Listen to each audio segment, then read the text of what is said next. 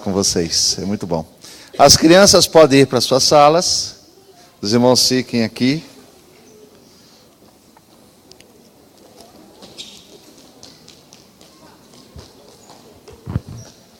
Pode sentar. Esse final de semana aconteceu aqui a Conferência dos Jovens, né? Mergulhar mais profundo. E como é bom estar com os jovens, viu? A gente se sente jovem. Foi um tempo muito precioso com o Senhor ali, estar na presença de Deus, ver esses jovens se derramando na presença do Senhor ali, recebendo a palavra com tanta alegria, tanto entusiasmo, é contagiante. A nossa oração é que as sementes que foram lançadas no coração, ela possa germinar, né, e produzir muitos frutos para a glória de Deus. Vocês estão ficando cada dia mais joia, muito especiais. Que Deus abençoe vocês. Hoje é dia de eleição, não é? Hoje vai decidir quem será o presidente do Brasil e também o governador do nosso estado. Eu queria nesse instante orar por isso. Orar para que Deus nos abençoe na hora de votar, que o nosso voto seja consciente,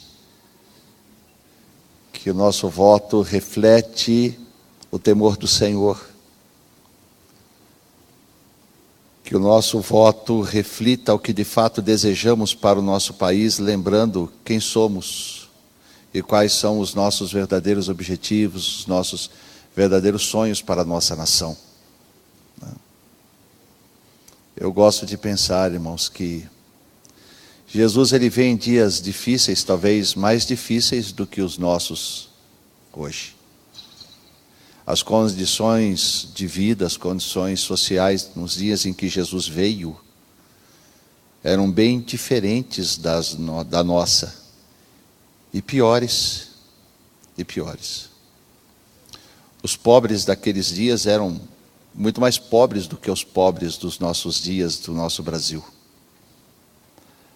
A opressão que eles sofriam eram bem maiores do que aquelas que nós sofremos hoje.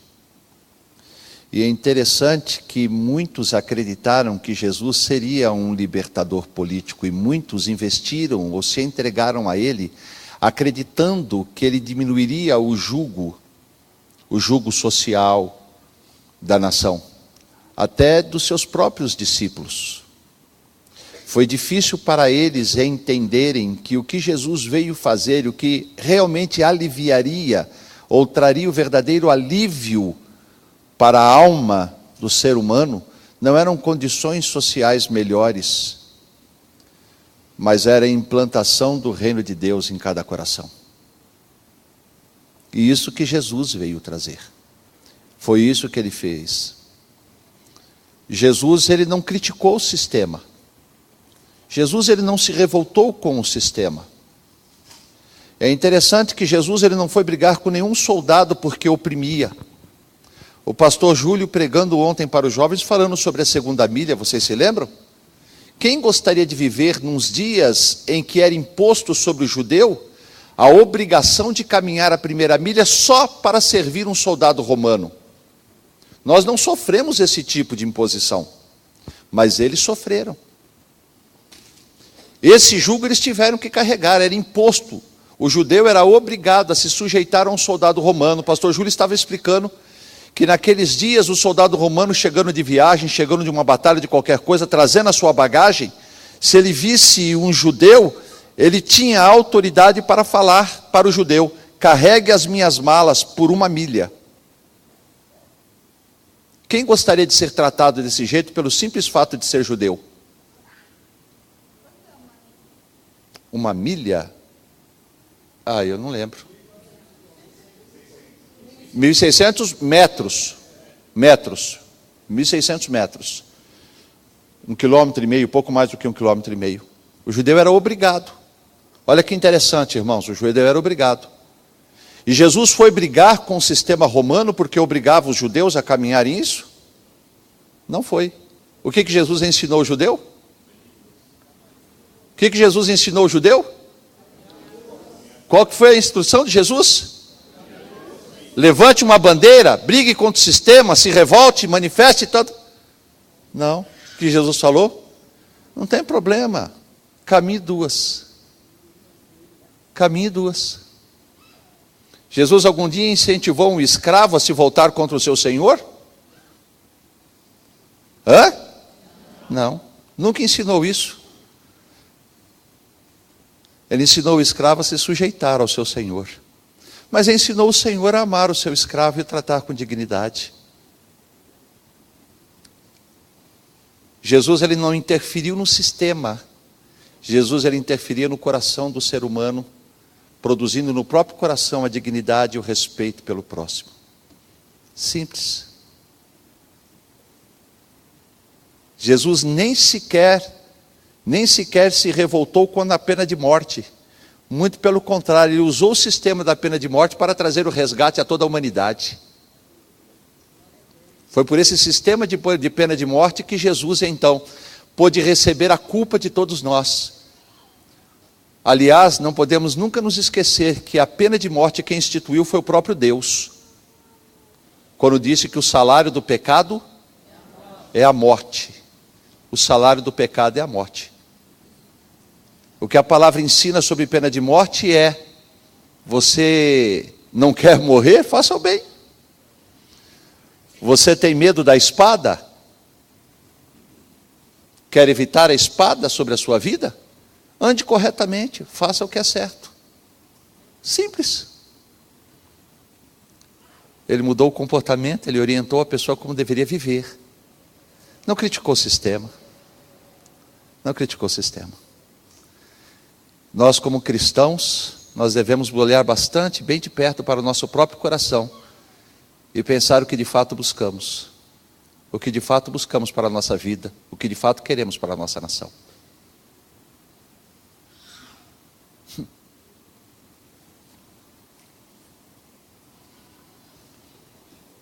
Vamos orar? A gente pega para falar, dá vontade de falar um monte, né? Mas nossa melhor resposta ao Brasil é a nossa oração, irmãos. Porque a Bíblia diz que se esse povo, que somos nós, que se chama pelo nome do Senhor, se humilhar e orar, e buscar a face do Senhor, Ele sararia a terra. O Brasil não precisa de um sistema político melhor. O Brasil precisa de uma igreja melhor. A resposta para a nossa nação está na igreja, não no governo. A igreja precisa ser curada. A igreja precisa ser tratada. Quando a igreja for curada, quando a igreja for tratada, ela terá autoridade para mudar a história dessa nação. Vamos ficar em pé?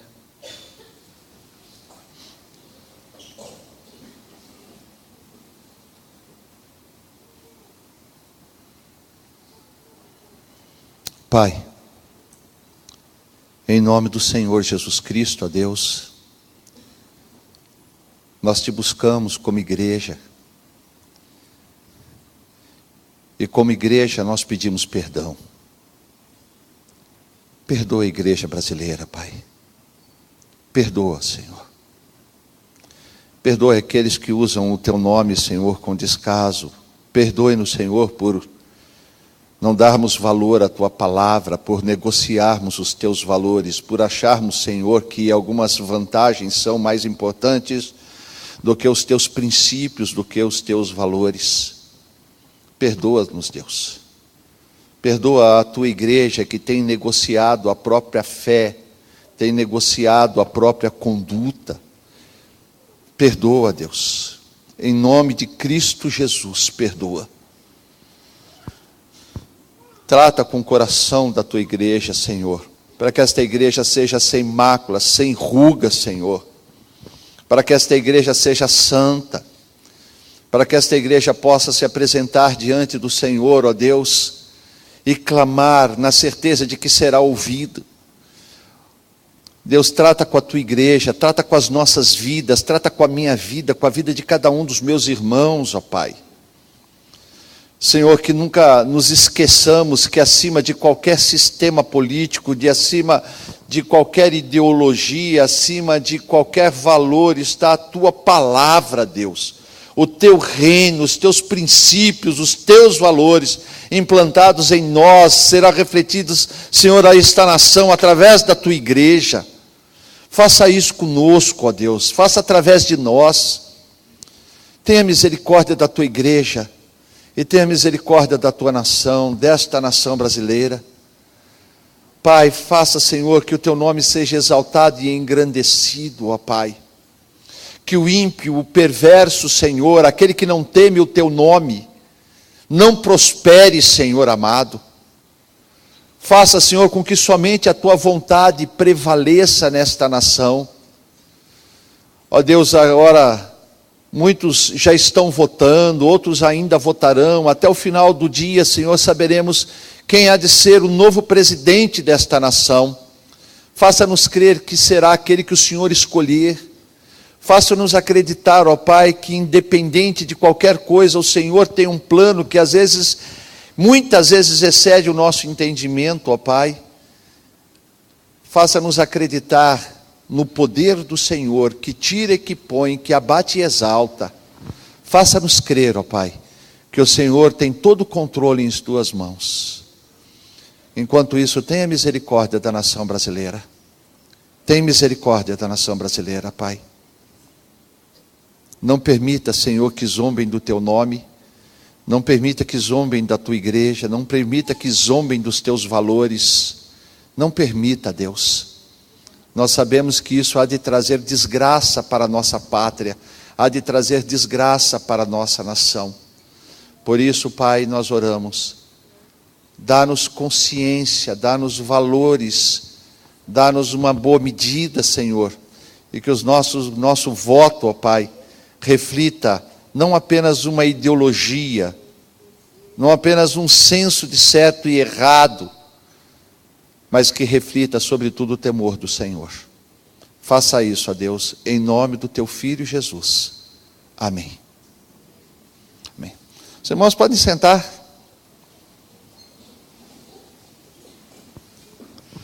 Por favor, abram comigo sua Bíblia em 1 Samuel, no capítulo 2.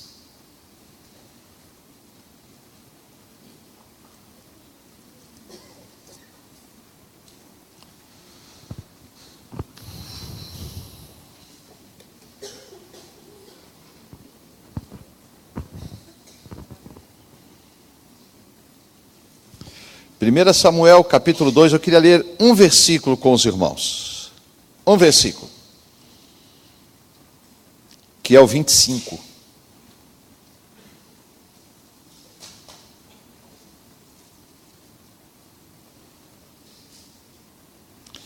Primeira Samuel, capítulo 2, versículo 25.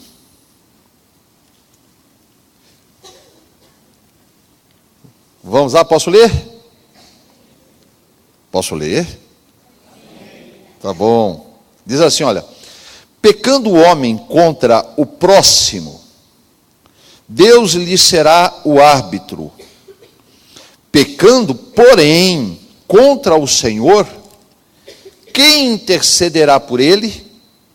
Entretanto, não ouviram a voz de seu pai, porque o Senhor os queria matar. Vamos ler de novo? Pecando o homem contra o próximo, Deus lhe será o árbitro. Pecando, porém, contra o Senhor, quem intercederá por ele? Entretanto, não ouviram a voz de seu pai, porque o Senhor os queria matar. Que Deus nos abençoe na compreensão da sua palavra. Amém? Irmãos, quem disse essas palavras foi o sacerdote Eli para os seus próprios filhos. O sacerdote tinha os seus 2 filhos, Ofni e Finéias, que já eram sacerdotes com ele na casa do Senhor. Mas só que esses 2 filhos, eles eram perversos. A Bíblia os descreve como filhos de Belial. Interessante esta palavra Belial na Bíblia, este nome Belial, não se sabe muito sobre ele.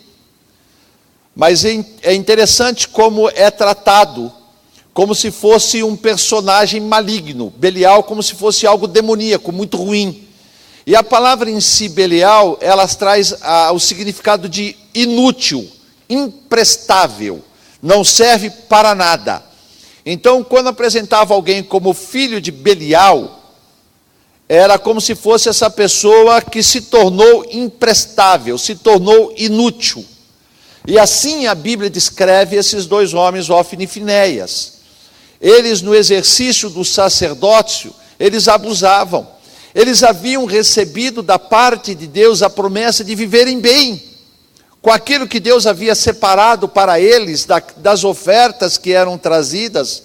Uma boa parte deveria ficar com eles, que lhes garantiria uma boa vida, garantiria um conforto. Eles eram para viver bem, além da honra, do status da honra, de serem os sacerdotes na casa do Senhor. Naqueles dias, era a posição mais honrosa que alguém poderia obter. Não tinha rei, eles não tinham rei na nação, então não havia alguém com status mais importante do que o deles. Eles eram a posição máxima que poderia ser alcançada por um indivíduo, e eles tinham recebido isso da parte de Deus, mas no entanto eles não deram valor a isso. A ganância, eram tomados pela ganância, tomados pela imoralidade. Eles saqueavam das ofertas que eram trazidas para o Senhor, eles roubavam. Os servos deles tinham a orientação para ir tomar as ofertas. Se a pessoa desse espontaneamente, tudo bem, se não desse, eles tomavam à força as ofertas, quer dizer, saqueando, roubando mesmo aquilo que pertencia ao Senhor. Eles se deitavam com as mulheres que serviam o templo, serviam na casa do Senhor, isso tudo de conhecimento público. Então veja, o que eles estavam fazendo não era só uma ofensa ao Senhor, porque estavam destratando ao Senhor, mas o que eles estavam, a imagem que eles estavam passando para uma nação, era a imagem de que podia ser feito qualquer coisa. Não havia temor do Senhor, não havia respeito pelas coisas de Deus. As pessoas sabiam o que eles aprontavam, as pessoas sabiam o que eles estavam fazendo, mas a posição de sacerdócio era uma posição respeitada. Era Deus quem colocava, era Deus quem tirava. Mesmo as pessoas sabendo da imoralidade deles, da perversão deles, as pessoas não se atreviam a se rebelar, porque era Deus que colocava e Deus que tirava. Deus que julgasse. Era essa a ideia. Então, ali estavam eles. Eu quero destacar uma coisinha aqui, porque a grande queixa de Deus, você vai perceber se você continuar a leitura, você vai ver que a principal queixa do Senhor não era apenas com relação ao comportamento de Ófni e Finéias, mas principalmente com o comportamento de Eli, o pai. Porque Eli era adúltero? Não. Eli também roubava? Não. Mas Eli não repreendia os seus filhos como deveria repreender. Olha que interessante. Deus ficou mais indignado com o comportamento de Eli do que com o comportamento dos próprios filhos. E Eli, aquele paizão, bonachão, foi deixando a coisa rolar. E eu quero fazer aqui um parêntese. Volta ao texto. Aqui está aqui, olha. Presta atenção na leitura. Quando eu li, eu pensei que havia algo errado no texto. Pecando o homem contra o próximo, Deus lhe será por árbitro. Pecando, porém, contra o Senhor, quem intercederá por ele? Aí o texto conta: entretanto, não ouviram a voz de seu pai. Ou seja, entretanto, Ófni e Finéias não ouviram a voz do pai. Tudo bem? Tá. Olha agora. Porque o Senhor os queria matar. Eu pensei que essa expressão porque estava errada. No meu entendimento seria melhor: entretanto não ouviram a voz de seu pai, por isso o Senhor os queria matar. Certo? Por isso. Então, eu não sei como é que se coloca isso na língua portuguesa, como é que tem nome, qual o nome que se dá isso na língua portuguesa. Mas esse porquê não é explicativo. Então, se você prestar atenção, olha, esse porquê está dizendo o seguinte, que eles não ouviram porque o Senhor queria matar. Estão me entendendo ou estou enrolando? Está ficando claro? Esse porquê está dizendo, está explicando porque eles não ouviram. E na minha cabeça isso era errado. Na minha cabeça eles não deram ouvido e por isso o Senhor quis matar. O Senhor quis matá-los porque eles não tinham dado ouvidos. Mas não, é o contrário. Eles não deram ouvido porque o Senhor quis matá-los. Você está entendendo? Está ficando claro? Mas, gente, quando eu parei, eu pensei que isso estava errado. Eu fui, inclusive, procurar. Falei, não, está errado. E não, é isso mesmo. Na verdade, eles não deram ouvido, porque o Senhor já havia dado a sentença sobre eles. É aquela mesma história de Faraó. Lembram de Faraó? Que Faraó não deixava o povo sair do Egito? Lembra? E depois você descobre que não deixou porque Deus endureceu o coração.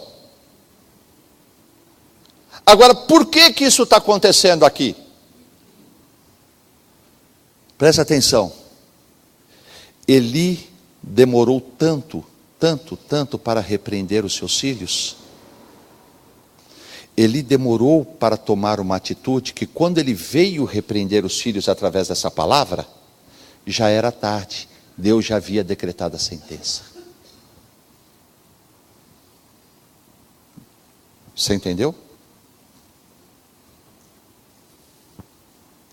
Deus sentenciou aquela família. Se você continuar, você vai ver que a sentença do Senhor foi perder o sacerdócio, que havia uma promessa perpétua para eles,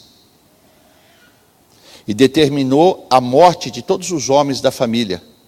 Ele disse, todos os descendentes morrerão cedo, não haverá ancião nesta família mais. Porque Eli demorou a repreender os seus filhos. Ele foi complacente com o pecado, ele sabia o que estava acontecendo, mas ele não queria magoar o filhinho, ele não queria arrumar problema, ele não queria trazer problema para dentro de casa, ele não queria provocar discussão dentro de casa, e deixava o filho fazer o que queria. Papai e mamãe, cuidado com a maneira como você cria os seus filhos e tolera o comportamento. Pode ser que um dia você queira repreendê-los e descubra que é tarde demais. Tarde demais. Deus já sentenciou. Irmãos, isso é muito forte. Isso é muito forte. Cuidado. Cuidado. A atitude de Eli revela que ele era consciente do pecado que ele mesmo estava cometendo, não repreendendo os seus filhos. Porque olha as palavras dele: pecando o homem contra o próximo, Deus lhe será árbitro. Pecando, porém, contra o Senhor, quem intercederá por ele? Você percebe que aqui ele destaca dois tipos de pecado. O pecado que é cometido, ou que nós cometemos com outras pessoas, contra outras pessoas, e o pecado que nós cometemos direto contra Deus. Todo pecado ofende a Deus, todo e qualquer pecado. Se eu faço alguma coisa errada contra o Paulo, ou evidentemente isso ofende a Deus. Se eu faço alguma coisa errada contra a Sara, evidentemente isso ofende a Deus. Todo e qualquer pecado ofende a santidade de Deus, porque Ele é santo. Mas existem aqueles pecados que são cometidos contra a pessoa, ou contra uma pessoa, e existem aqueles pecados que são cometidos diretamente contra Deus.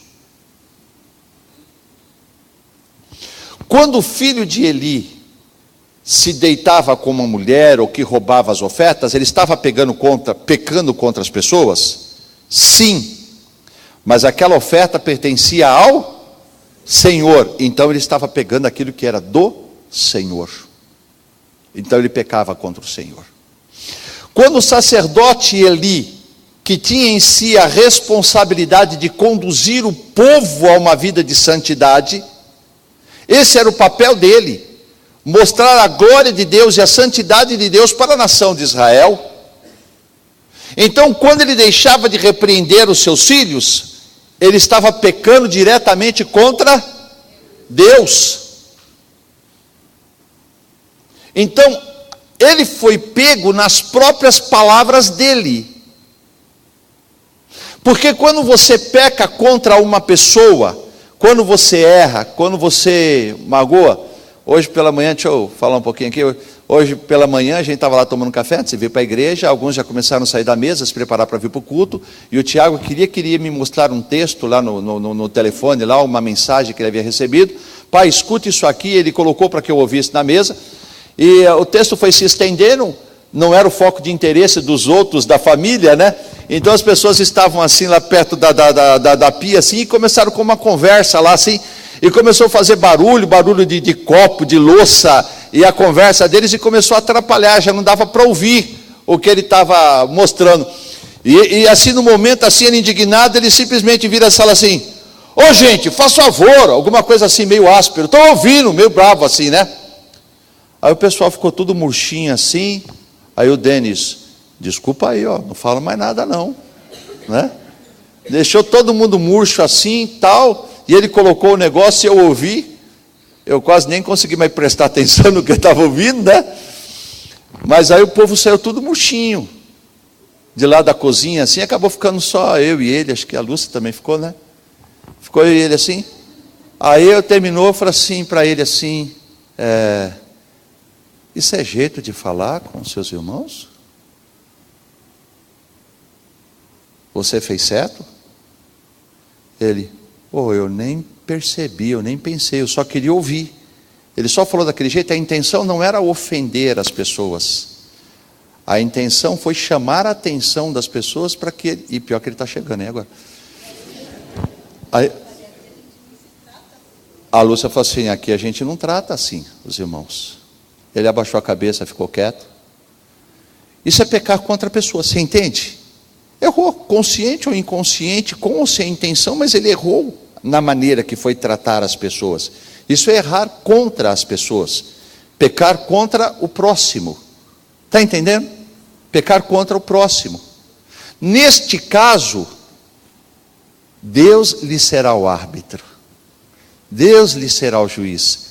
Quando isso acontece, você sabe, é inconsciente. Dali a pouquinho, quando os outros voltaram para a cozinha, ele, pessoal, vocês me desculpam a maneira como eu falei com vocês, eu não tinha intenção de magoá-los. Pronto, resolveu. Resolveu o problema. Quando você peca contra o próximo, você conta sempre com a misericórdia de Deus. A Bíblia fala que Jesus é o nosso advogado e que intercede por nós. Se de um lado o diabo é o nosso acusador e assim ele é apresentado na palavra, Jesus é apresentado como nosso advogado, aquele que morreu por nós. Isso é muito legal. Então, vamos supor que eu peque contra a Lúcia. Aí os meus pecados já foram perdoados na cruz, amém? Os seus também, não foram? Então, quando eu peco, o diabo vai fazer o papel de acusador dele. E vai virar para o juiz e vai dizer assim, olha, você viu o que o Elias fez com a Lúcia? E eu errei, e é verdade, talvez ele não esteja mentindo. É verdade, eu errei. Mas nesse momento aparece o nosso advogado, Jesus de Nazaré. Sabe? É nessa hora que ele apresenta e dizendo assim, meritíssimo. Né? Ou então, papai. Né? O Elias fez, é verdade, mas só queria lembrá-lo que esse pecado já foi pago. A condenação sobre esse pecado, a sentença já foi dada, que é a morte. E essa morte eu já sofri. Eu já morri por ele na cruz do Calvário. Aí vem então, por isso que nós sabemos que nenhuma acusação há para os que estão em Cristo Jesus. Não é porque não peca, não é porque não erra, mas é porque os nossos pecados já foram vencidos na cruz do Calvário, aleluia. Tá? É por isso que a pastora pode vir aqui à frente e citar a palavra dizendo que os nossos pecados foram lançados nas profundezas do mar. E ainda que se coloque uma placa, proibido pescar. Pecando o homem contra o homem, nós temos a defesa que vem da parte de Deus. Agora, quando o homem peca contra Deus, quem intercederá por ele?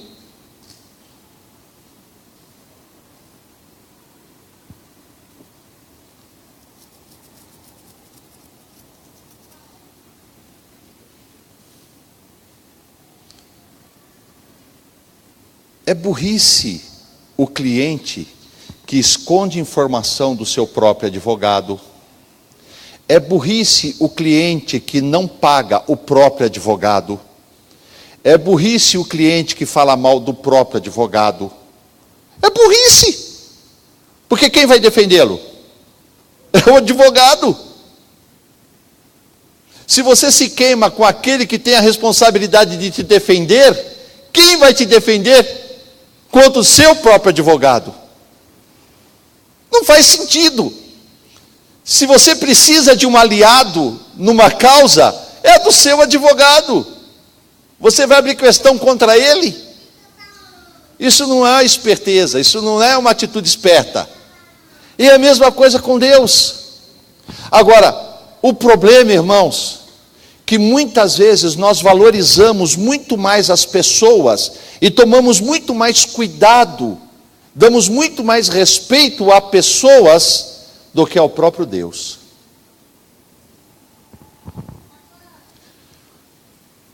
Tem gente que se orgulha de nunca ter passado um cheque sem fundo.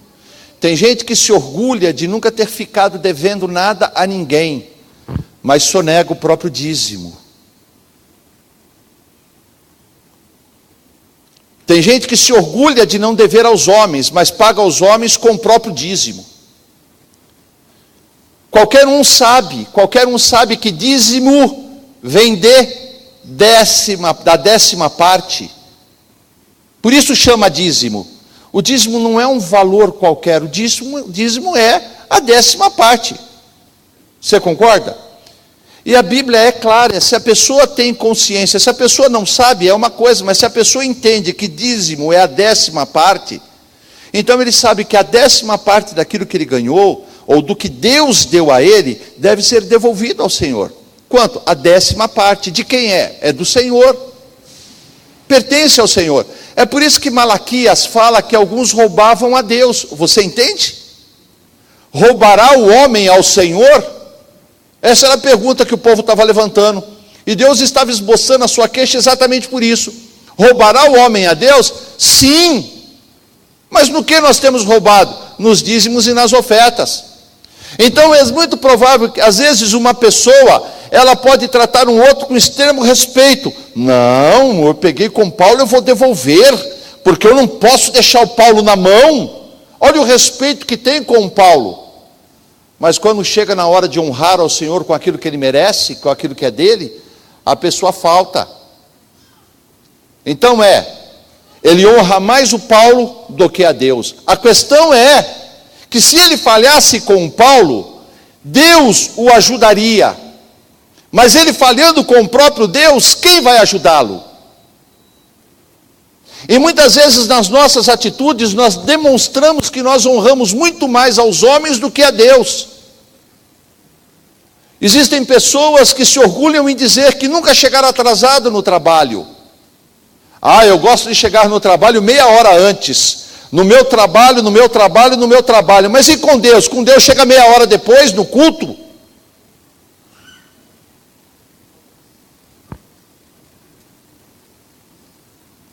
O que você está dizendo para Deus com isso? Que o seu patrão é mais importante do que Deus na sua vida? Como é que Deus recebe essa sua atitude? É claro que a sua atitude de chegar cedo no trabalho é louvável, e Deus se alegra disso, porque você está dando um bom testemunho lá. Mas em compensação, quando você entra aqui na casa do Senhor, você está dizendo o que para Deus? O horário para mim é irrelevante, eu não tenho compromisso com o Senhor?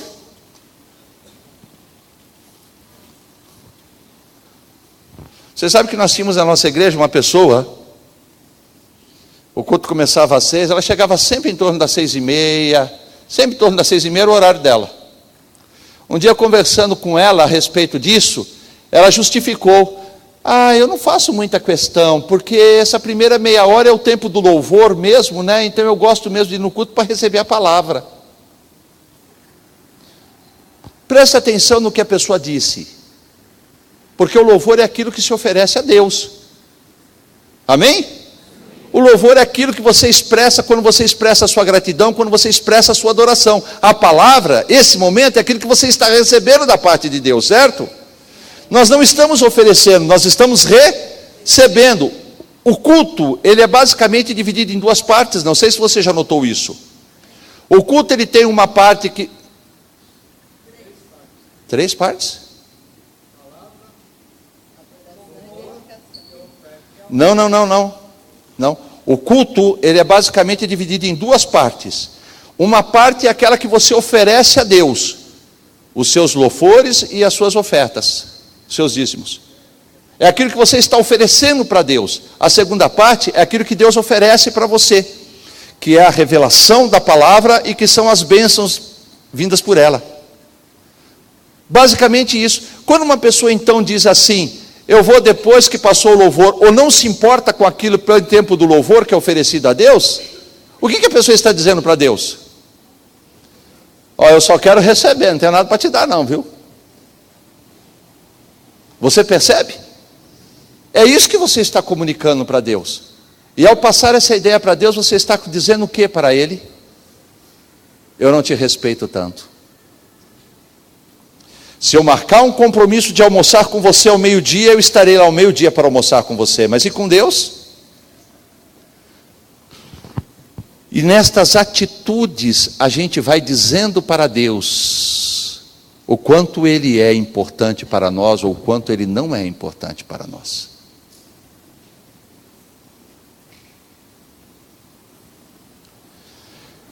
Eu me lembro um dia de um pai que veio conversar sobre sua filha. Ele descobriu que a sua filha, ainda muito nova, muito novinha, estava de namorico com um rapaz mais velho na escola. E ele veio, quando ele descobriu, estava causando assim, estava até faltando na aula, alguma coisa assim.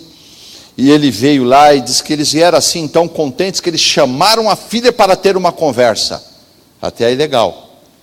Conclusão desta conversa: melhor autorizar o namoro, porque assim ela não tem que fazer escondido. Como é que é? Pastor, porque o senhor entende, né? Porque a gente sabe que eles vão fazer isso de qualquer jeito. Então é melhor autorizar, pelo menos a gente sabe o que eles estão fazendo, do que eles irem fazer escondidos. Eu falei assim, mas que lógica interessante, que raciocínio muito interessante. E eu me lembro que naquela ocasião eu citei esse versículo para ele. Eu falei assim: vocês sabem que vocês são um canal de bênção para os seus filhos? E que Deus pode proteger e guardar o coração dos seus filhos por causa do temor que vocês têm a Deus? Mas quando você negocia a conduta e cede só para agradar o filho ou a filha, vocês abriram mão das bênçãos que vocês recebem do Senhor. Então aquilo que vocês poderiam atrair para guardar e proteger o coração dos seus filhos, vocês desprezaram no momento em que vocês apoiaram o filho na atitude errada. Se é errado, não apoie. Mas se não fizer, não apoie. Entre agradar o seu filho e agradar a Deus, agrade a Deus. Entre agradar o seu patrão e agradar a Deus, agrade a Deus. Isso para mim fala muito, porque eu tive uma lição muito forte sobre isso assim que eu me converti. Eu trabalhava numa empresa, naquela empresa trabalhava assim, tinha os donos e tinha alguns diretores. Um dos diretores era irmão do dono, se chamava Dr. Jaime, era um espanhol muito bravo, muito nervoso. Os donos eram espanhóis muito bravos, muito nervosos eles. Firma grande, empresa grande. E eu me converti, era o início da minha vida cristã, eu estava sofrendo bullying, sofrendo uma pressão. Eu encontrei muito ânimo, muito encorajamento na minha fé, ao saber de um rapaz que trabalhava naquele outro departamento técnico. Ele trabalhava com o Dr. Jaime. A história correu porque eles estavam, o Dr. Jaime estava assim, na sessão, conversando, estava de pé com alguns funcionários assim ao lado, estava conversando numa rodinha assim com eles, e esse irmão em Cristo, eu não me lembro o nome dele, estava ali também conversando na rodinha, mostrando, vendo alguns projetos, alguma coisa assim. Nessa tocou o telefone da mesa, na mesa, e o rapaz foi e atendeu o telefone. Esse rapaz foi atender o telefone, sim. Um minutinho só, por favor. E ele virou, e o Dr. Jaime lá meio nervoso, devia estar meio estressado lá com o trabalho, e vira e diz assim, o rapaz interrompe, com licença um pouquinho, Dr. Jaime, telefone para você. Dr. Jaime já nervoso, bravo que era, quem é? Eu falei, é fulano de tal. Fala que eu não estou, fala que eu não estou aqui não, pode falar. Ele pegou e, Dr. Jaime, o senhor me desculpa, eu não posso fazer isso porque isso é mentira e eu não minto. O homem já estava nervoso. Um espanhol quase 2 metros de altura, nervoso. Ele pegou e falou assim, eu não posso fazer isso porque isso é mentira, eu não minto. Estou falando para você falar que eu não estou. Ele falou assim, eu não posso fazer isso. Se o senhor quiser, eu peço para ligar depois. Se o senhor quiser, eu tento resolver o problema em seu nome. Eu faço o que for possível, mas por favor, nunca me peça para mentir. Esse homem ficou muito bravo, disse que ficou muito bravo, ficou um silêncio todo na sessão. Ele ficou tão nervoso que ele catou o telefone, desligou o telefone. E a hora que ele foi reclamar com o outro, ele falou assim, Dr. Jaime, por favor, nunca peça para eu mentir. Eu não minto para ele, eu nunca vou mentir para o senhor. Diz que aquilo deu uma travada no homem, o homem parou com a reunião, parou com tudo e foi embora da sala. E aquilo repercutiu muito, repercutiu. E depois eu tive a oportunidade de encontrar com esse rapaz ali. Eu falei assim, escuta, eu soube o que aconteceu, foi isso mesmo? Ele falou assim, foi, Elias. Eu falei, você não tem medo de perder o emprego? Tenho. Mas eu tenho mais medo de entristecer o meu Deus.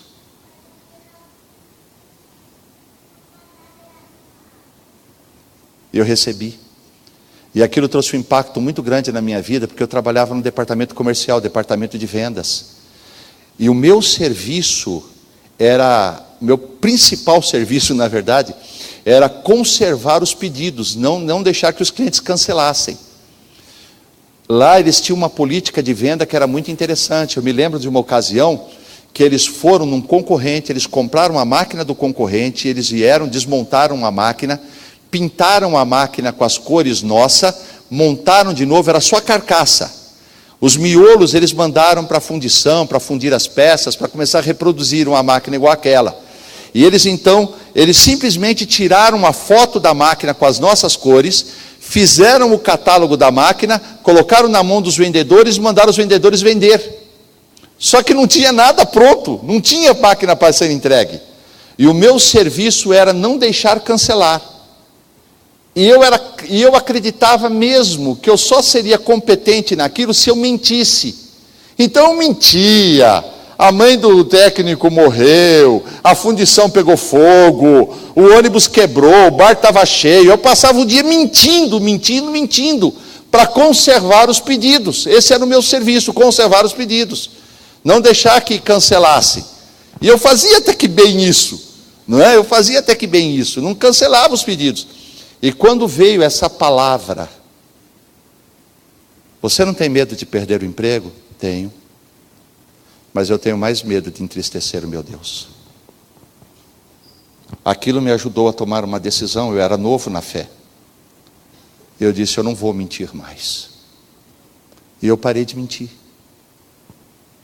Eu parei de mentir. Interessante, eu perdi o emprego por isso. Ele não, eu perdi. Ele se tornou uma pessoa de confiança do Dr. Jaime. Aquele que ficou bravo, ele se tornou uma pessoa de confiança. Eu não tive a mesma resposta do meu gerente. Eu perdi o emprego por conta da minha fé. Mas eu guardo, sabe o que eu achei legal para testemunho pessoal? Foi forte para mim. Os pedidos eu passei a falar a verdade. Eu não conseguia mais mentir. Mas, no entanto, os pedidos eles não eram cancelados. Eles não eram mais cancelados.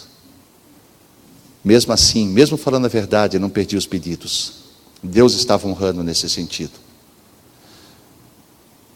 a gente tem que identificar em alguns momentos da nossa vida quem é que merece o melhor da gente.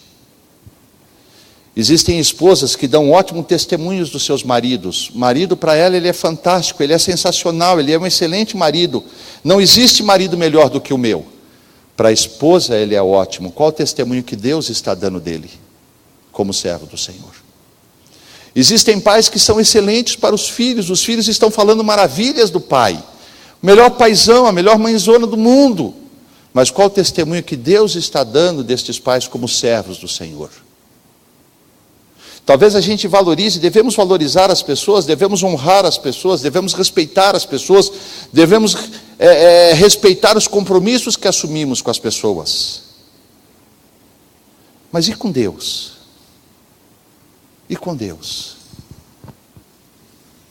Eu não estou falando para você diminuir o respeito que você tem pelos outros, mas se você respeita mais os outros do que a Deus, tem algo errado na sua vida. E a gente observa isso com muita clareza quando a gente compara a vida de Davi, do rei Davi, com a vida de Saul.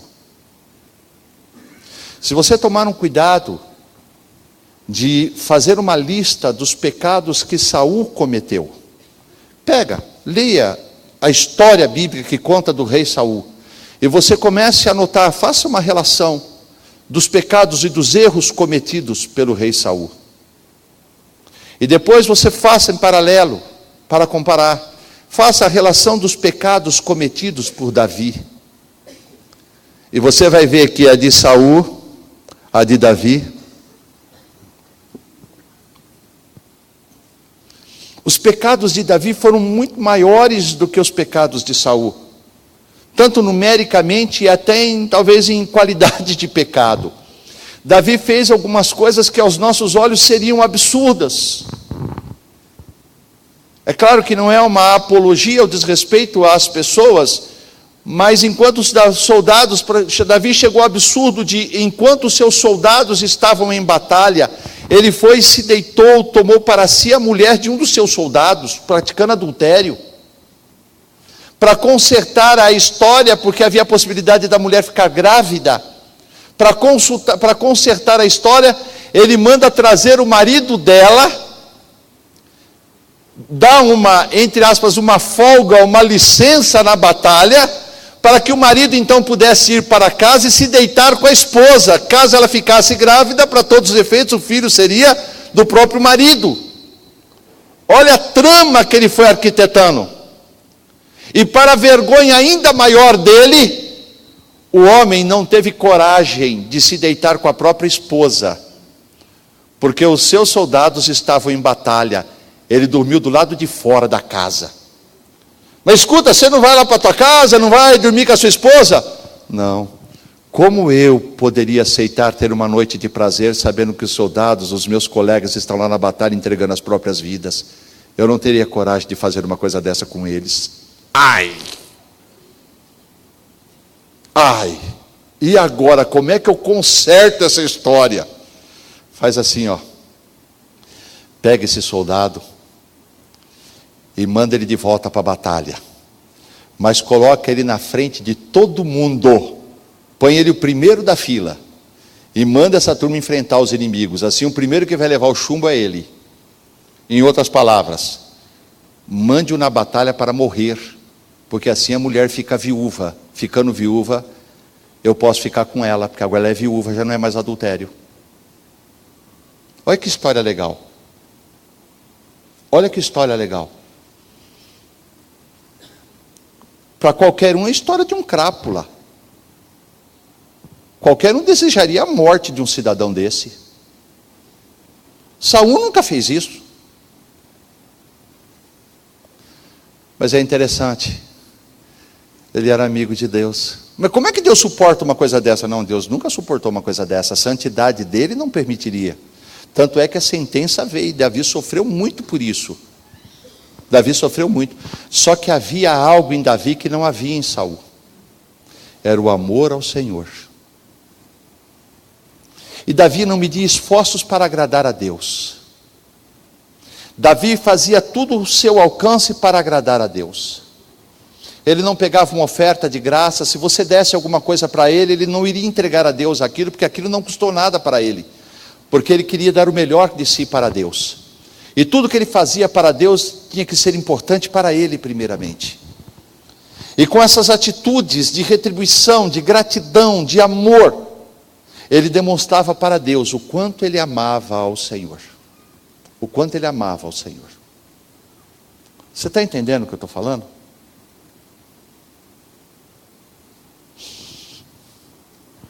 Ele sofreu pelos pecados que ele cometeu, mas ele obteve o perdão deles, porque quando ele pecava contra o próximo, Deus era o juiz dele, e Deus se colocava em sua defesa, Deus o abençoava, Deus era misericordioso com ele, pelo amor e pela maneira que ele demonstrava o temor ao Senhor. Pecando o homem contra o homem, Deus lhe será por árbitro. Pecando o homem, porém, contra o próprio Deus, quem intercederá por ele? Que nessa manhã você saia daqui desafiado a ter uma vida que atrai a bênção, uma vida que atrai o carinho, o cuidado de Deus sobre a sua vida. Não pela perfeição, porque isso nunca seremos perfeitos.